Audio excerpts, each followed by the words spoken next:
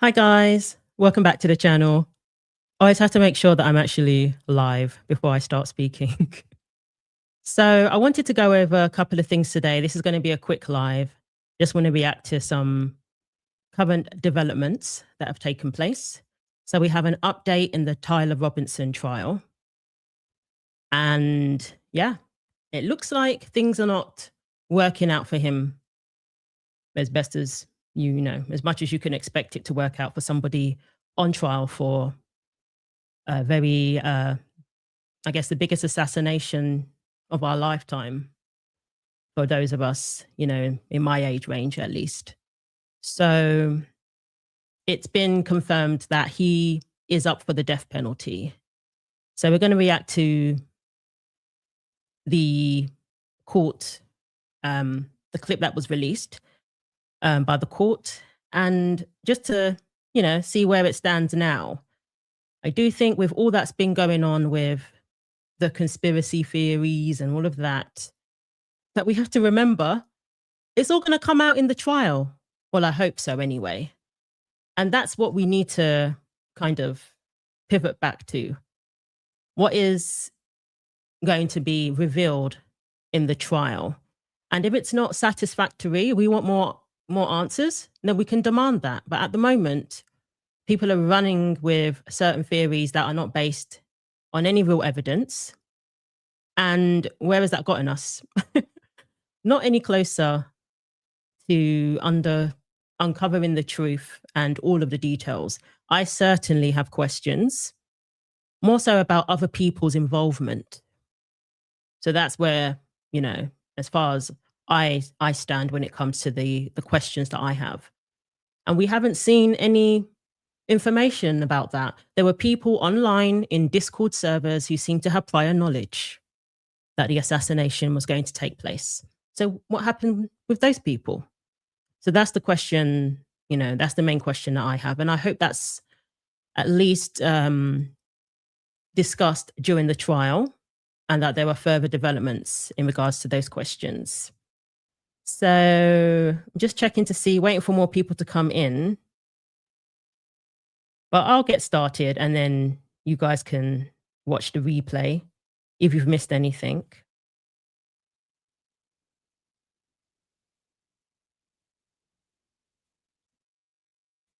So wanted to go over this quickly before we react to the video.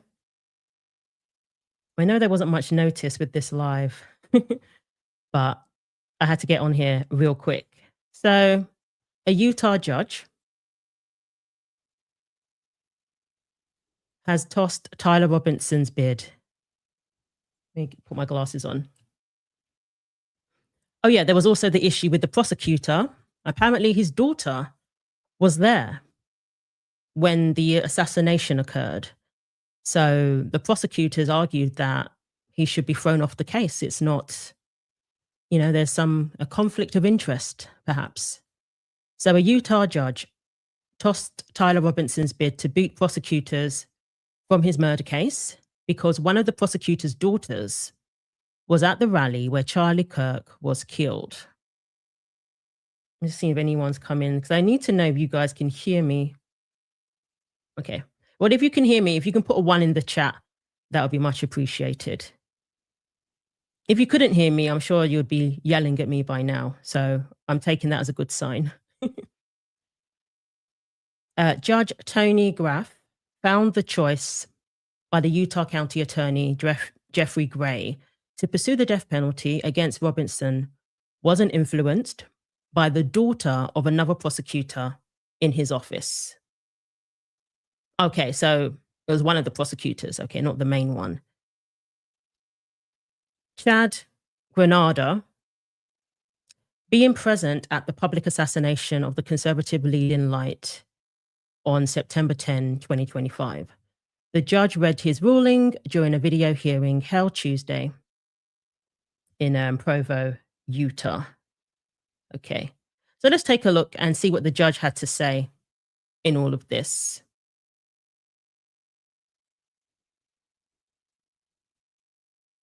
Oh, thank you guys. Thanks for joining.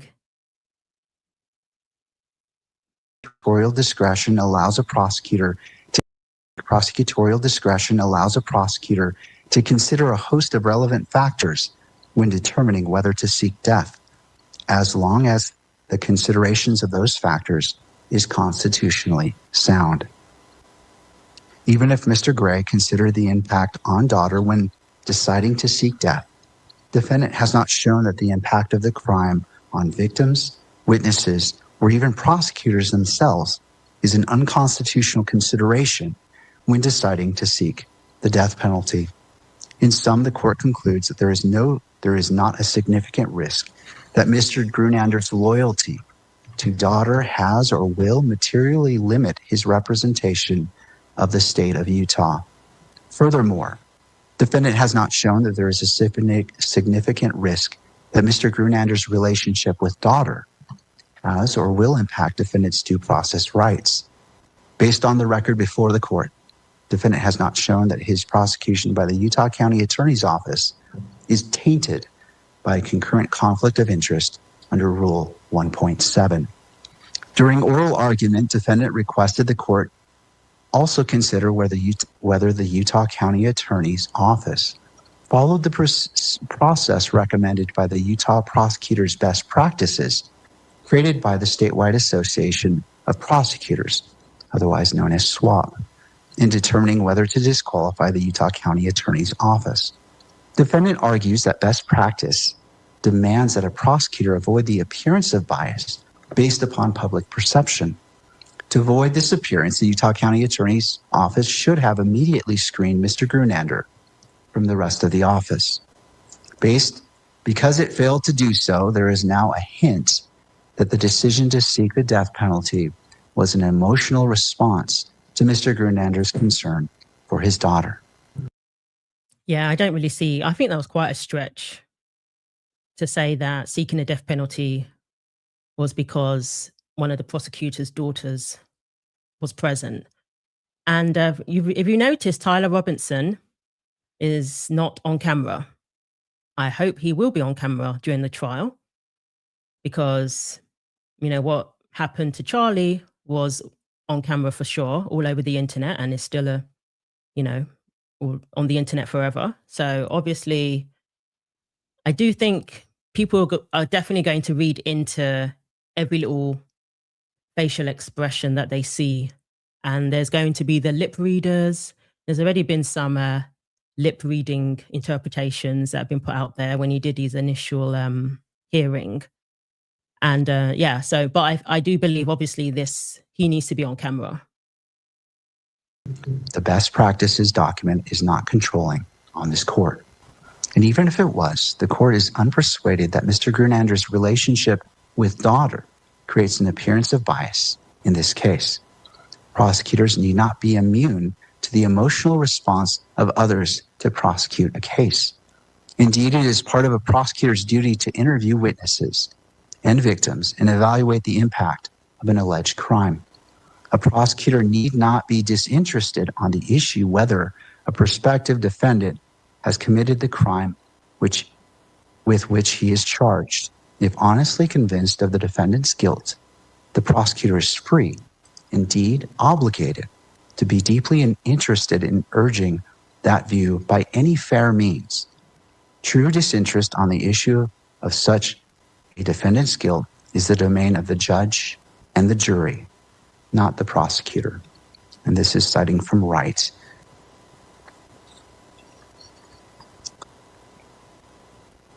Also, prosecutors need not be entirely neutral and detached. In an adversarial system, they are necessarily permitted to be zealous in their enforcement of the law. After reviewing the record, the court concludes that the familial relationship at issue, without additional evidence of personal involvement or influence, does not create a reasonable perception that the prosecutorial discretion was exercised for improper reasons. Zealous advocacy remains bound by constitutional and ethical constraints, and the court finds that those boundaries have not been crossed here. This ruling is confined to the specific facts established in this record. Different circumstances, such as evidence of direct personal involvement, uniquely uniquely material testimony or demonstrable influence over discretionary decisions could warrant a different result.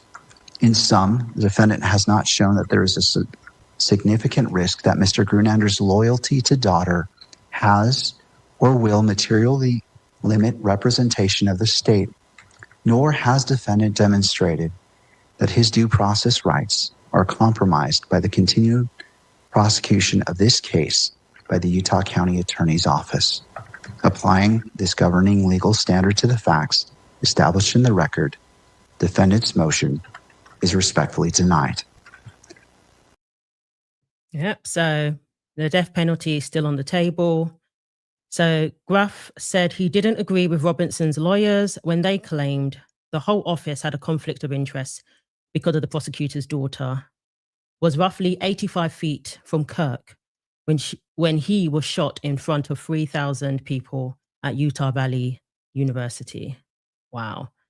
And Gray said he doesn't plan to call the daughter as a witness at trial, but Robinson's lawyers could issue a subpoena for her testimony if they wanted to. The daughter, whose identity has been kept under wraps, testified during a hearing that she didn't take a video of the killing and everything that followed. She didn't find out until after she reached safety that it was Kirk who was killed, she told the judge. Wow. So, yeah, I just think it's so important to wait for the trial and find out the information that is uncovered and to believe that the truth will be revealed. And I haven't, apart from other people being involved, and I've seen that evidence for myself in the initial aftermath from what I was seeing in the Discord chat and things like that. But apart from that, I haven't been given enough, enough information to convince me that the main person up for this murder is most likely the one who is responsible. And until then, I'm just not going to run with all sorts of things that have been putting out there that are not based on providing evidence that somebody is involved in a murder. You can question somebody's character. You can question somebody's, whether they say who they say they are, whether they are who they say they are. But in terms of whether they are involved in a murder, you've got to come with something. And that leads me on to my next part, which is the fact that Candace has taken this time off recently, and she is working on her documentary on Erika Kirk, and she released the trailer for the documentary. Or I don't know if it's actually going to be a documentary per se, but she's released the trailer for her series. So we're going to react to that. Let's take a couple of comments. So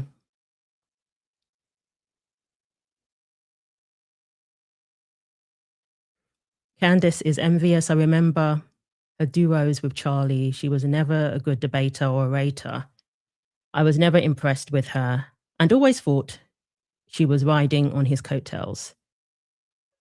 I mean, I think a lot of people are coming to the conclusion that she wasn't what we thought she was by any stretch of the imagination. And I just think she's an opportunist. She saw that there was a gap in the Black conservative space, so to speak, and she jumped on it. But whether that's her true, genuine beliefs when it comes to conservative values, as of now, I'm not convinced. So Stephanie believes Tyler Robinson was set up in a Mossad CIA operation because Charlie admitted to Tucker Carlson that he could no longer support Israel. I mean, there are people who think Israel is involved or are running with those theories as well. So it's interesting to see people's different perspectives. I just don't think, planning his assassination just because he supposedly didn't support Israel, I don't know. I haven't seen enough evidence to convince me of that was the motive, and that somehow Tyler Robinson is out of the equation. I haven't seen enough evidence to put Tyler Robinson out of the equation. As somebody who has a trans furry boyfriend and didn't care for, you know, Charlie's conservative values, the stance he took on trans issues.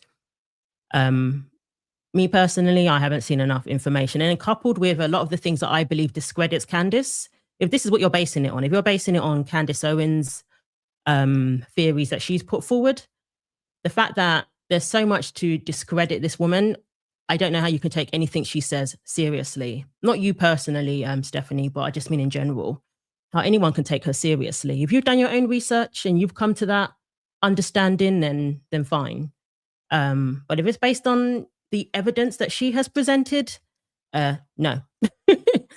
I'm not convinced. So, you know, let's take a look at the trailer. And I'm going to show you what I think inspired this trailer. I don't think this woman has an original bone in her body. And I'm going to show you an example of what I think inspired this. So let's take a look. Trump says that Kirk has died after he was shot from a nearby building. After being shot at Utah Valley University. The great and even legendary Charlie Kirk is dead. The cries of this widow will echo around the world like a battle cry. I didn't even get to give him a kiss goodbye. That young man, I forgive him. Take your time. Erika Kirk has been named the new CEO of Turning Point USA. My husband's dead. Like, I'm not trying to be morbid, but he's dead. It's weird to say excited. Describes her husband's funeral as the event of the century. Merch, hats. We have 50,000 plus hat orders. Nobody knows why she's out there in a glittering pantsuit in a recreated tent that her husband tragically was murdered in, throwing merch out. Everyone grieves differently, so if someone's acting weird, don't read into that. Zionists, the Prime Minister of Israel, all lied through their teeth about Charlie Kirk. Her operation was in Constanta, the epicenter of Romania's trafficking scandal. We are conversations to have with a 15-year-old. I'm going to touch your butt. $8.6 million to their own shell company. What is going on? We have nothing to hide. My aunt used to tell me, never do something that you don't want on the front page of a newspaper.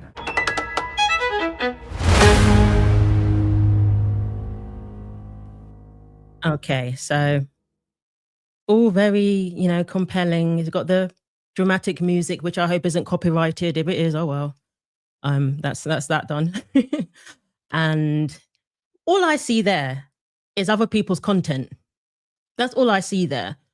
And things that we've already been privy to, the theories that we've already been privy to. There's a guy, a lot of her surrogates, the guy who's also, I think he's an accountant. He received a cease and desist. You know, you've got him there. And again, what the main thing I'm seeing is policing Erika and her grief. How does she grieve? No, it doesn't sit well with me. She's wearing all these flashy clothes. Okay, that's all I'm seeing there. I'm not seeing that she's going to provide evidence that Erika was involved in the murder of Charlie Kirk, or evidence that Erika played a part in covering it up for Israel or the Macrons. Remember them? She accused them of trying to assassinate her or plotting to assassinate her and being involved in Charlie's assassination. What happened to all of that? Maybe she's going to touch upon it. But apparently Erika is involved with all of these people, all of these entities as well. All she does, from my observation, is pivot. The Egyptian planes was essentially debunked, so she pivoted to something else. And I do believe Erika was her target this whole time. She couldn't get over the fact that Erika was appointed as CEO. She couldn't get over it. That's just my opinion, obviously. So Erika inherited a business and is acting as such. My only hope is that she is supporting Charlie's legacy to push the truth. Yeah, absolutely. Now, again, I'm going to show you where I think this trailer is inspired from. And I think that was everything I wanted to say. basically, this is a YouTuber who I actually really like. I really admire her content. She does documentaries, and she has covered people who I myself have called out as being corrupt, especially in the mega church world. There's a lot of people who have come from mega churches who have suffered what we call spiritual abuse for asking questions. You know, so I've gravitated towards this woman's content and really enjoyed it. She herself has done a documentary on Erika Kirk. So I'm going to show you the opening part of her documentary. She's called her channel is Not the Good Girl. I don't know if you guys are aware of her content. And I think she started by exposing multi-level marketing scams. And then she just moved on to different types of scams and, you know, various public figures, whether it's in the mega church world or in politics or, you know, I think she even exposed like fitness influencers and, you know, people like that. So she's done very interesting documentaries. I love her editing style. And in this documentary that she did on Erika Kirk, I did rage quit. I didn't watch the full, partly because it's over an hour and a half, I believe. But I did rage quit when it got to the part about the leaked audios. She also has featured the leaked audios. So it kind of just gave me the impression this is inspired by Candace, perhaps. And it just, again, so anyway, let's just take a look. But if you tell me if you believe this is similar to Candace's, what she just put out. Love submitting to Charlie because he's a phenomenal leader. Don't worry about the school. Oh, wait. Don't worry about the that's not it. job. I actually think that that's some form. All right, let me start again. So this is Not the Good Girl on YouTube. Really talented documentary, you know, content creator. I love submitting to Charlie because he's a phenomenal leader. Don't worry about the school. Don't worry about the job. I actually think that that's some form of feminism, to be so caught up in I have to have this career and I have to have this and I have to that. It's a distraction. Women have it so mixed up. You can have a career after children, but if you try to have a career while you have your kids, there is no such thing as balance. That is such a myth.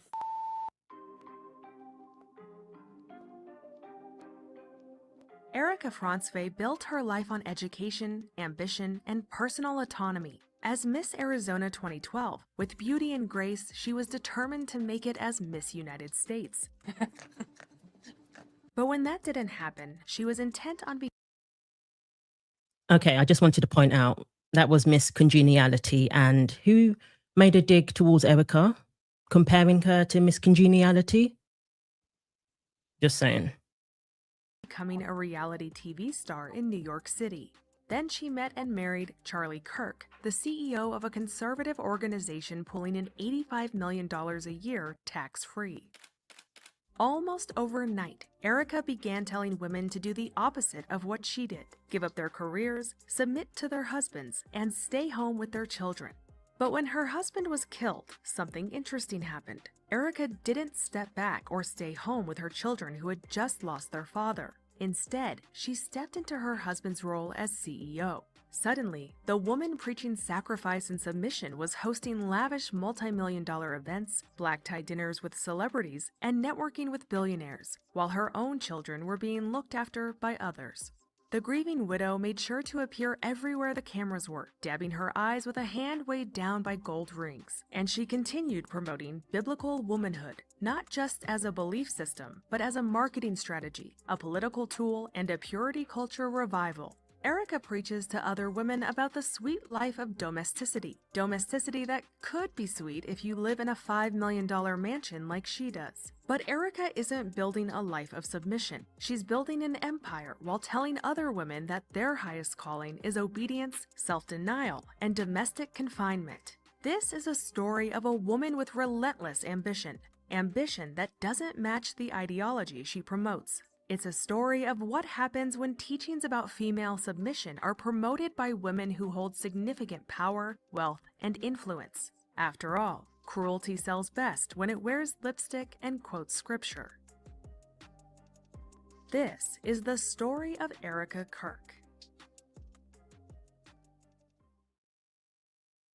So, as far as I'm concerned, I think it wouldn't surprise me. This came out 11 days ago, just after Candace said she's taking some time off, and we figured out she's working on a hit piece against Erika or whatever. So again, I have nothing against this content creator. I actually watch her content. I did rage quit the documentary though, because I just saw some parallels with the sort of things that Candace has put out there about Erika. And I thought, well, and to be fair, I've not heard this content creator accuse Erika of murder or anything like that, to my knowledge. So she is talking about, in her, what she believes is that Erika contradicts herself. There's this whole stay-at-home mum messaging that's put out there. Stay at home with your children. Finding value in being at home with your kids rather than being a boss babe and all of this business. And of course, now she's been made CEO. So people are like, what happened to that messaging before? Obviously, things have changed now. I actually don't think it's out of the ordinary for a wife to take over from her husband's empire. So to an event of, I never found that to be odd. Actually thought that was the most likely scenario that the wife would take over. But of course, people are saying that it's full of contradictions. And I don't have any problem with those opinions, if that's your opinion. And what I saw in that, policing Erika's grief, like how does she's not grieving the way we expect somebody to be grieving in these tragic circumstances. And again, no evidence of that whatsoever. So I wanted to show you guys that because I don't think this woman has an original bone in her body. I think the opening to that documentary was very similar to Candace Owens' trailer. And yeah, that she's come up with has been done before. For example, she basically used the information that was already gathered from these French journalists. And, a lot of the things that she has uncovered, it's kind of already been put out there. So I'm very curious to see what she's going to unveil. Do I think it's going to be anything new? No, I don't. I don't think this is going to be the trial. Well, let's see. You mean the woman who was forced to go back to work to support her family after her husband, their family breadwinner, was murdered? What choice did Erika have? Lay down and die? Welfare? WTF? Yeah, very, very well said there, Rhonda. Because these are not circumstances that anybody could have foreseen or that, Erika would have ever wanted to prepare for. So she's been thrown out there. That's another way of looking at it. Absolutely. She's been thrown out there. Do you think if she had the choice, it wouldn't be Charlie continuing to do what he was doing and she can, join him when she feels like it and the other times be at home with her kids and have that option? Of course she would. I don't really see enough evidence to suggest that she would rather be doing it than Charlie. Like, come on. So yeah, a lot of people are seeing that this is a situation where she's been thrust out there. And with regular people, when somebody is widowed, the wife has to step up, especially if she's a stay-at-home mum. Think about it. If your husband is now gone and he was the breadwinner, now I know TPUSA, I'm not saying that they're like regular people, they're wondering how they're going to pay their bills or whatever. I'm not suggesting that, but still, in regular circumstances, the wife has to step up. The wife has to take on the role that she didn't have to before.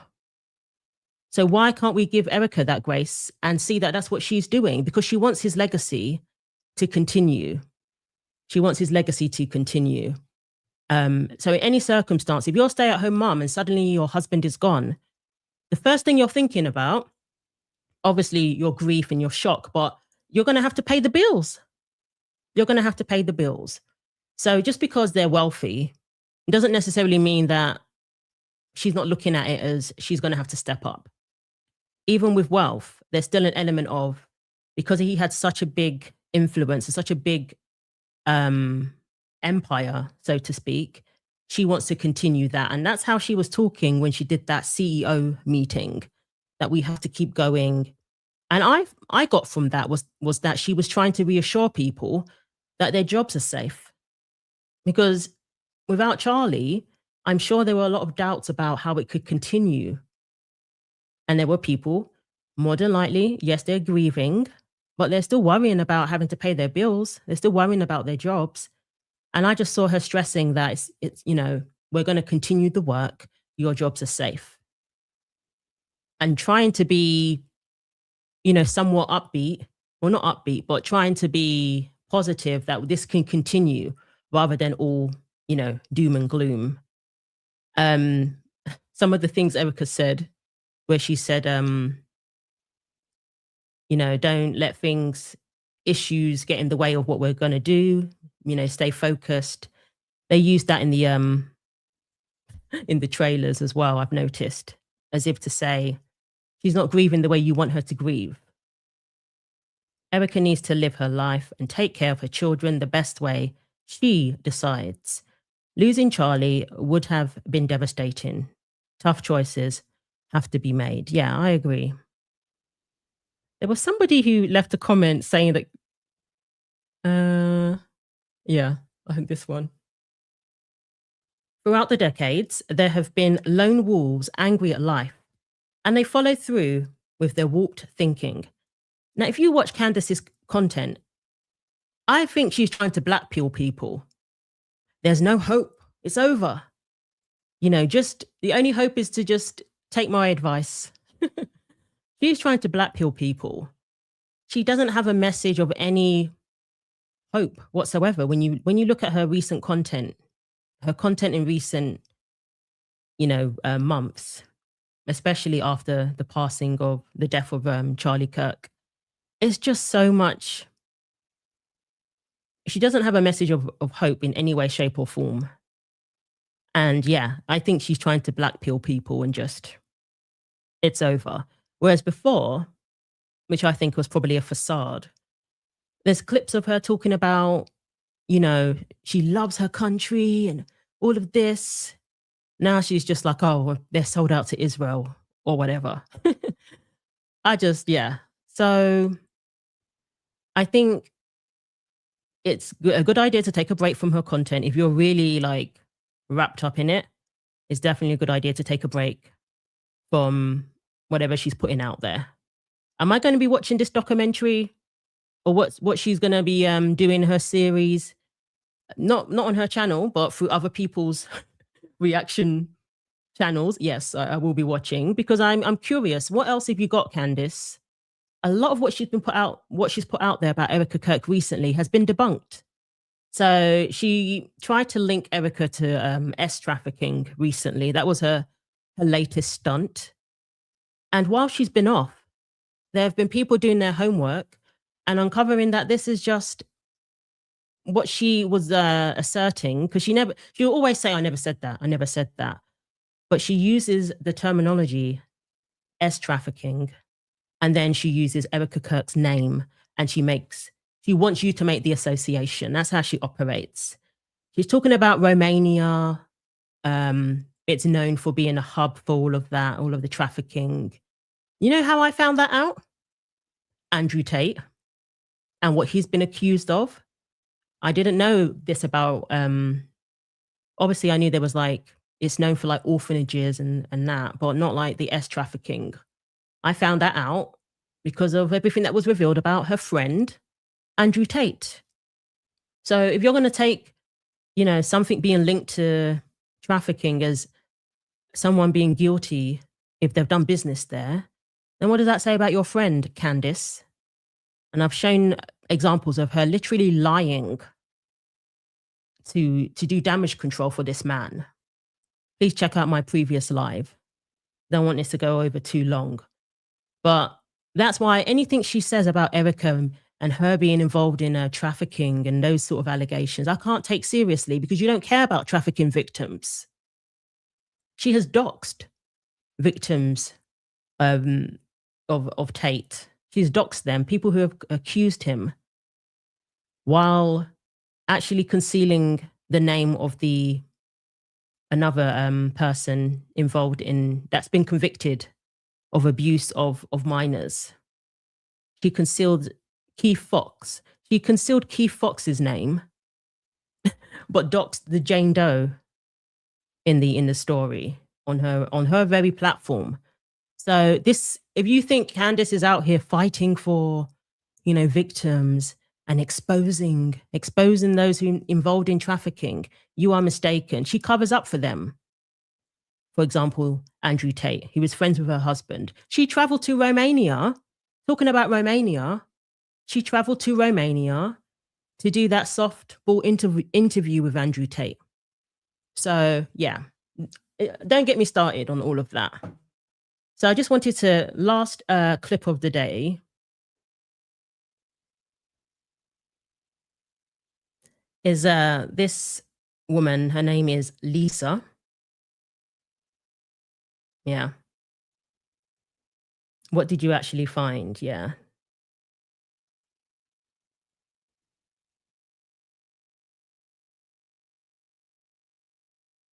Well, this is the thing. It's attacking, or however people want to put it, the lack of evidence. Because all we're seeing is character assassination. We're not seeing evidence, especially when you're going to assert that somebody is involved in a murder, that a wife is involved in her husband's murder. A lot of the so-called evidence that she thinks she's put out there has been debunked. Oh, remember Mitch Snow? That's another domestic abuser that she has took up for. She raised, 100,000 for his GoFundMe, which is magically just disappeared now. So this is somebody who's been accused of DV against multiple wives and has been completely discredited. Whether he was there at Fort, or whatever it's called, whether he was there or not, there isn't evidence that he saw Erika Kirk there and the other people he said he claimed to have seen. But Candace is just magically forgotten about that because it's been debunked. And, anyone with an ounce of humility would be embarrassed that they put these things out there that have been debunked time after time and have basically discredited you. Any person with any humility would be embarrassed, but not her.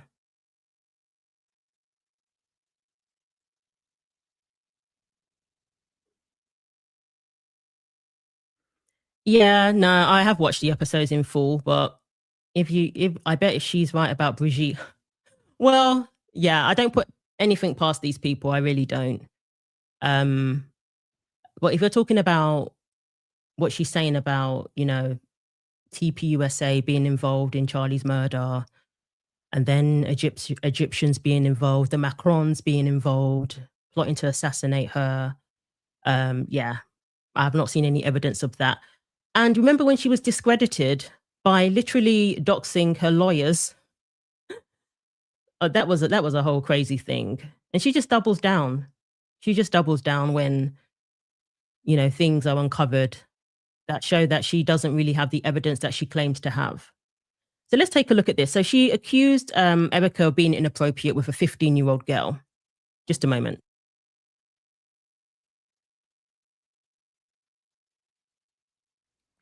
Yeah, so she accused Erika of being inappropriate with a 15-year-old girl. Even, the word grooming was thrown around.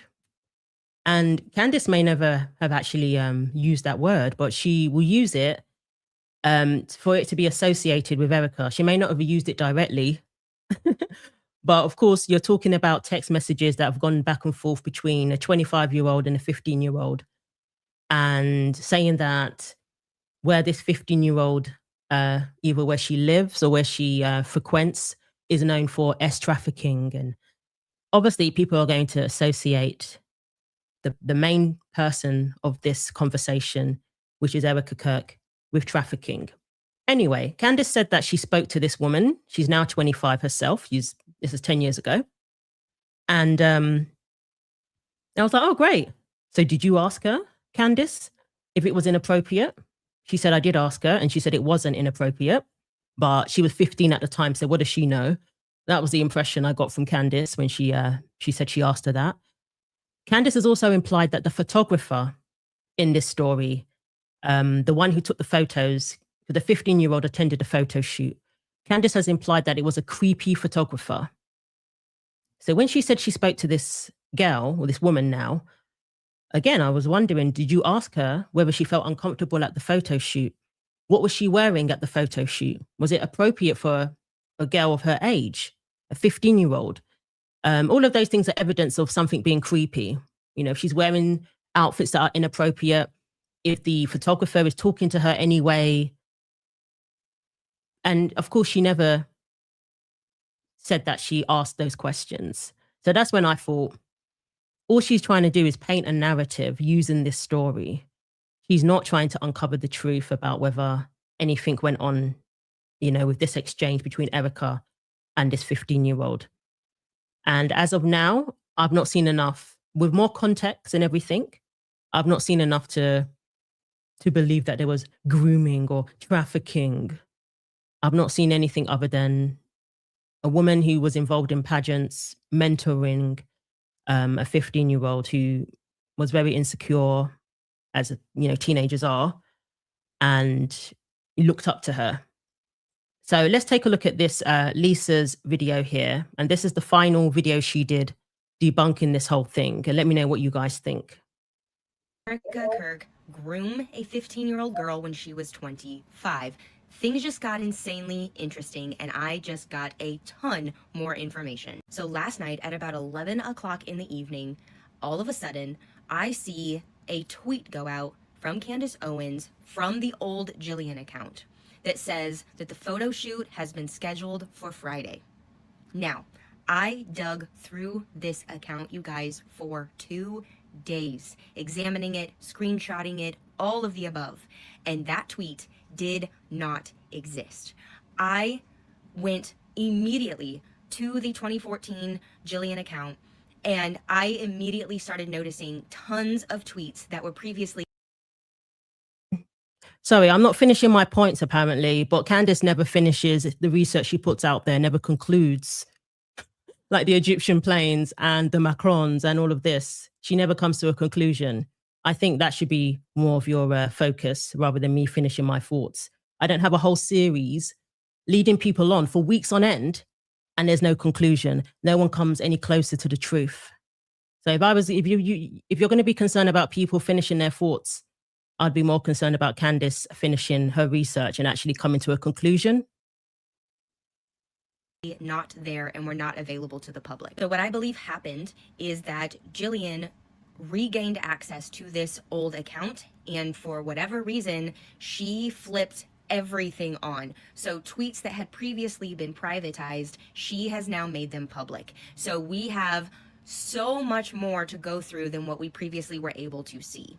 And the good news is it helps Erika Kirk. It does not help Candace Owens. In fact, it proves that Candace Owens lied. How do we know that these tweets were privated and are now being made public? So how I know this is because this right here is the infamous autocorrect Erika tweet that everybody was dissecting and freaking out about. The photo shoot comment is literally right above it. Every single person that was examining this account to destroy Erika Kirk, there's no way that they would have missed this. And then right above that is the photographer with his name linked to his Twitter account. Again, there's no way that people would have seen this and not seen all of that, myself included. When I was going through these accounts, these were not here previously. One of the things that I immediately noticed was that Candace on her show stated that Jillian had said that the photographer's name started with an R, but she couldn't remember his name. His name was Joe Alisa. It does not start with an R. She also stated that Jillian said that he was short, chubby, and unattractive. This is what Joe looks like. This is a screenshot of Joe, the photographer's X account, as I took it last night.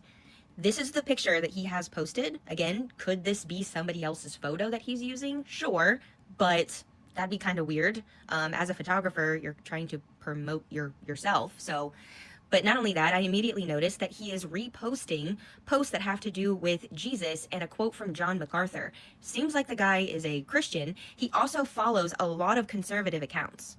And right there, he has his website linked, so I went to it. And I'm expecting, you know, Candace made it sound like these people were trafficking young girls. They're going to be, you know, this is going to be some salacious, modeling, scantily clad young girls. The guy does professional headshots and lifestyle photography. Very clean. Everybody's covered. Nothing inappropriate is being shown. So the day that Jillian announces the photo shoot being booked is March 6th of 2014. And then she gives her shout out to Joe, the photographer. Okay. I also noticed something else that happened on March 6th. Jillian's mother surprises her with a nail appointment for them to go get their nails done. Seems to me like mommy knew that she had a photo shoot booked and wanted to take her daughter to get her nails done.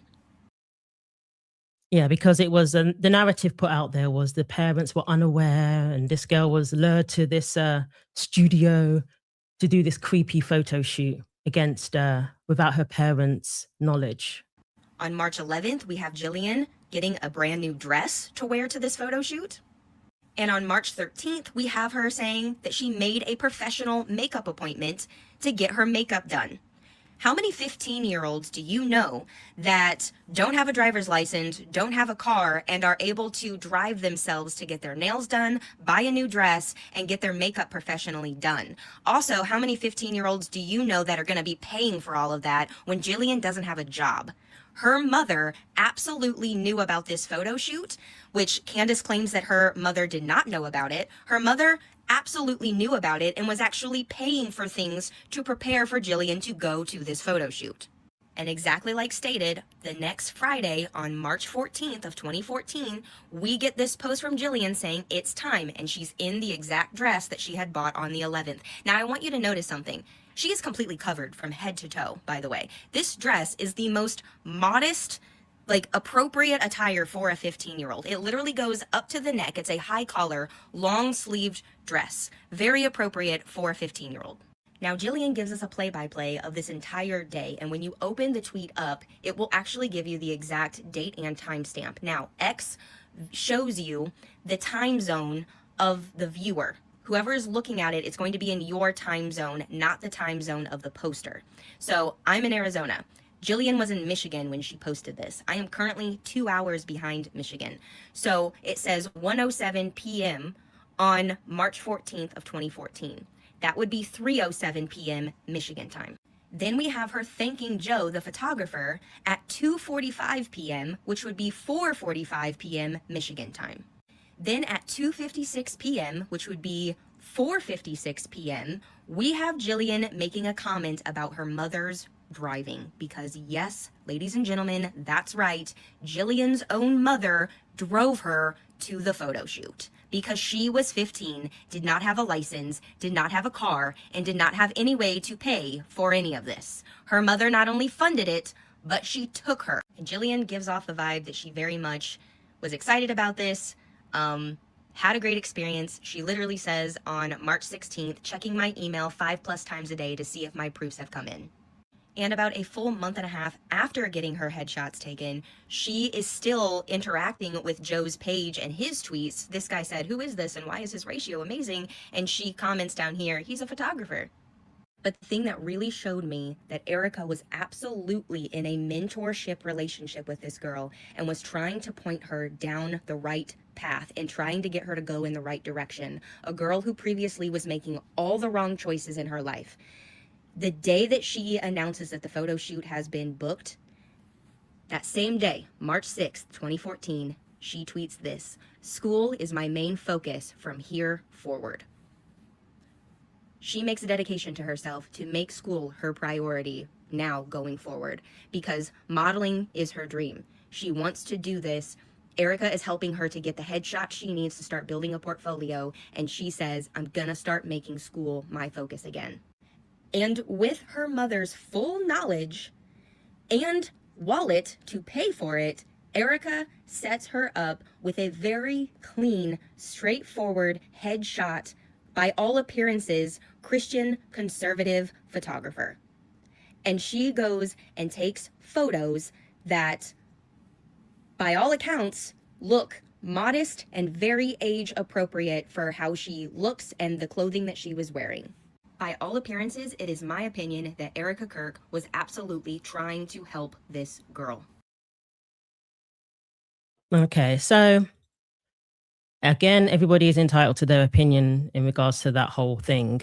Maybe you still think, well, some of what I read was inappropriate, or Erika should have shut it down. There's some people saying that Erika shouldn't have allowed it to continue, the back and forth exchanges and all of that. So, that's fine. But in terms of evidence of grooming, someone actually said in the comments, these are very strong accusations.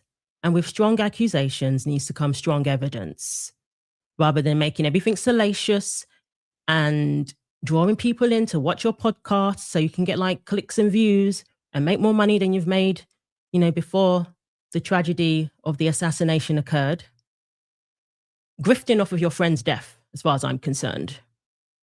Without all of that, then maybe you could say, okay, perhaps these are people questioning Erika's character, questioning whether she contradicts herself, whether she is who she says she is.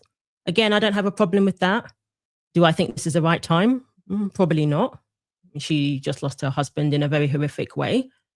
But, that's on them.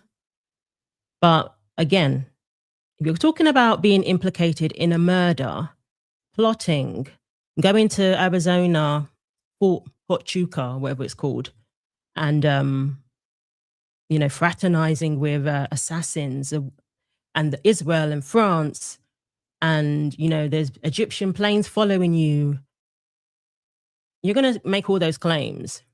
There needs to be evidence rather than just entertainment and gossip. That's all I'm saying.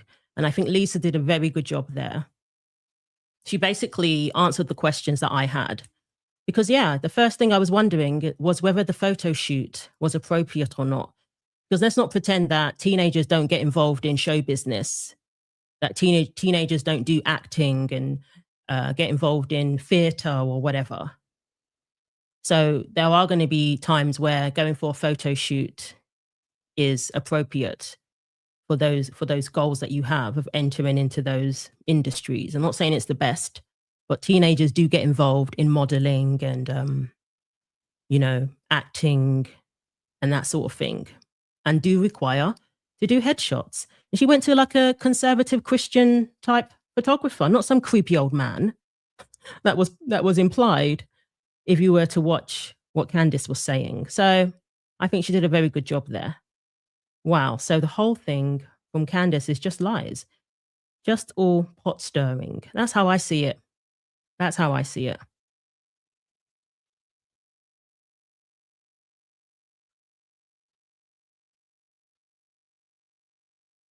Yeah, I actually explained what I meant by that. I just mean when wives have to step up when they've lost their husband unexpectedly in various different ways, not just financially. More like assumptions. No one was born with a book strapped to their body.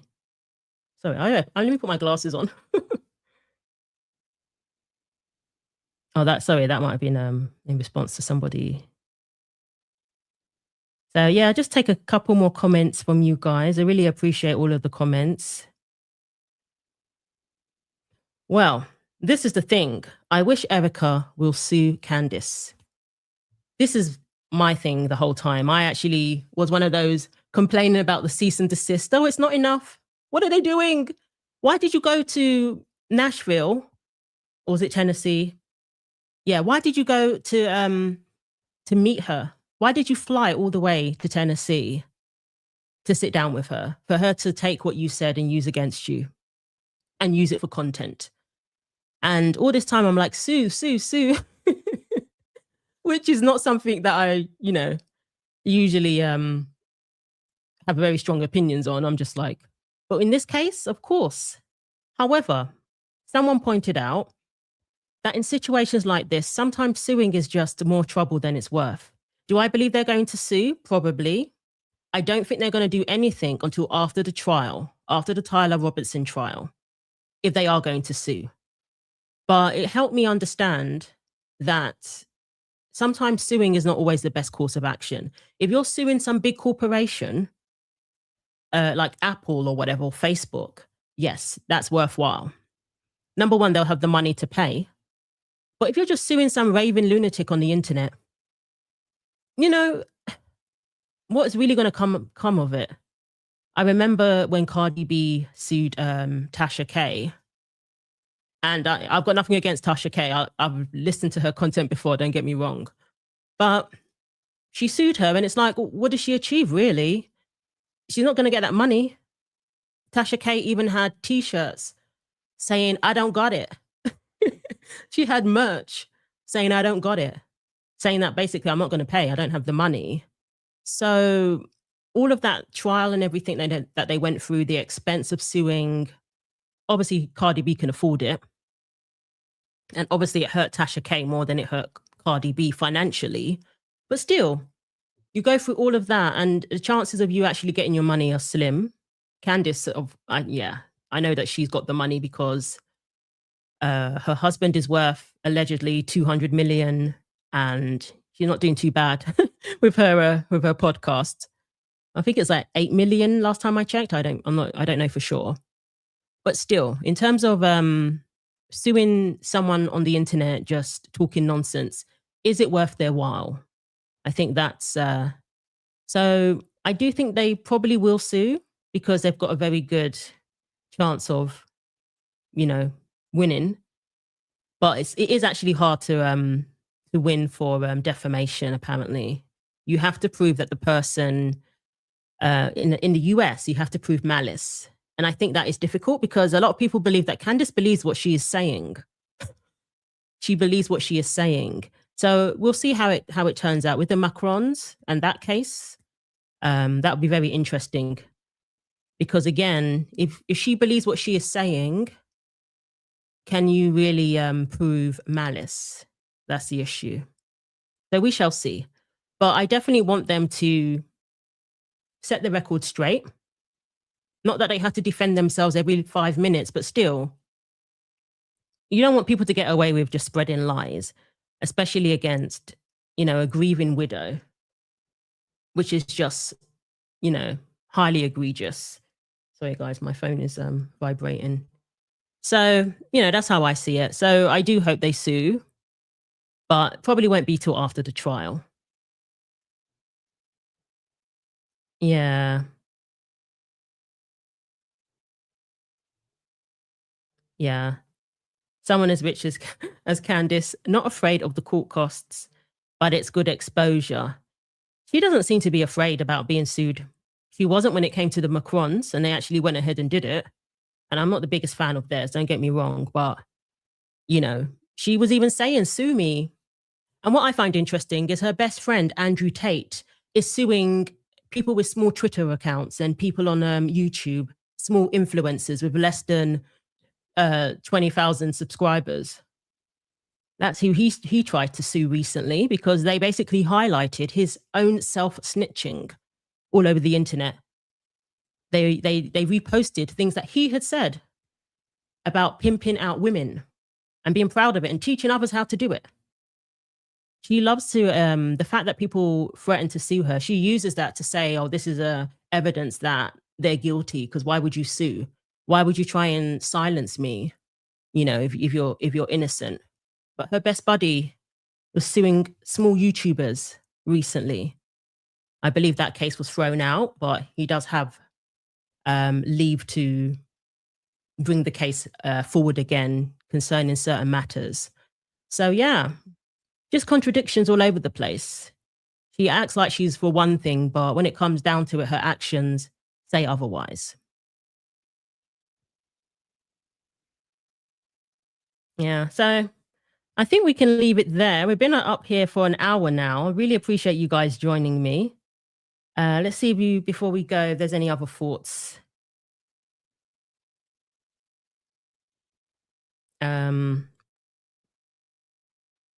yeah, I think we can leave it there.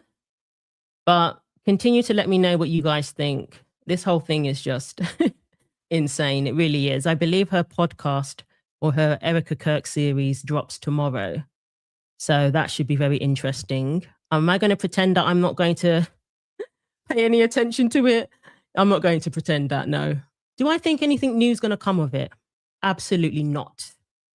Absolutely not. I don't think that trailer itself anyway made us believe that there's anything new that she's going to uncover. And then while she's been away, people have been debunking the stuff that she put out there concerning Erika. Do I think Erika is perfect and, there aren't any contradictions whatsoever? No. But again, that doesn't mean that she's implicated in her own husband's murder. And before we go, I do want to say that Erika's kids are going to be seeing all of this on the internet one day. Hate to say it. They're going to be seeing all of this on the internet one day. And I think it would benefit Candace to remember that, especially when you claim to be a friend of Charlie's. So on that note, I think we will leave it there. So thank you so much, guys, for joining the live today. Those who agree with me and those who disagree with me, I welcome you all. And I will see you in the next video. Take care of yourselves and have a lovely week.